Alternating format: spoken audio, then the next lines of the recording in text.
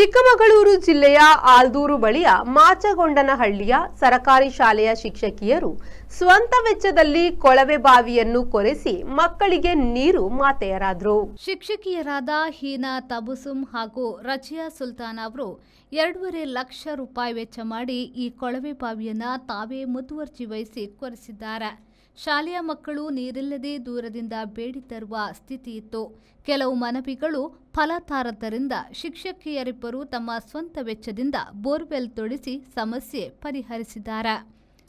LKGಯಿಂದ 7ನೇ ತರಗತಿಯವರೆಗೆ ಈ ಶಾಲೆಯಲ್ಲಿ 250 ವಿದ್ಯಾರ್ಥಿಗಳು ಇದ್ದಾರೆ. ಶೌಚಾಲಯವಿದ್ದರೂ ಬಳಸಲು ನೀರಿಲ್ಲ. ಗ್ರಾಮ ಪಂಚಾಯಿತಿಯು 3 ದಿನಕ್ಕೊಮ್ಮೆ ಸ್ವಲ್ಪ ನೀರು ಬಿಟ್ಟರೆ ಅದು 1 ದಿನದ ಬಳಕೆಗೆ ಸರಿ ಹೋಗ್ತಾ ಇತ್ತು. ರಂಜಾನ್ ಮಾಸದಲ್ಲಿ ಸಮಾಜಮುಖಿ ಕೆಲಸ ಮಾಡುವುದು ಕ್ರಮ.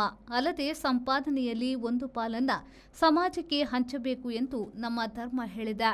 ಅದನ್ನು ಈ ರೀತಿ ಕಾರ್ಯಗತಗೊಳಿಸಿದ್ದೇವೆ ಎಂದು ಶಿಕ್ಷಕಿಯರಾದ ಹೀನಾ ತಬಸುಮ್ ಮತ್ತು ರಜಿಯಾ ಸುಲ್ತಾನ ಹೇಳಿದ್ದಾರೆ.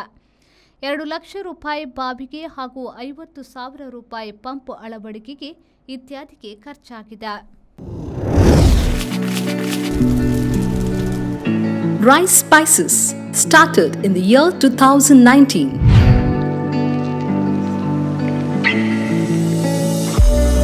Today we have crossed 45 plus products. All our products are pure and natural without any adulteration. The products have authentic recipes. Process of preparation is also in a traditional way.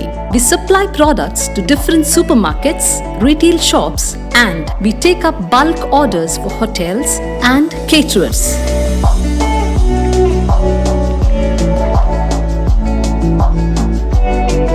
We have an experiential store at Rice Spices, Chilimbi, opposite Reliance Mart, Mangaluru. Contact 96 065 93921.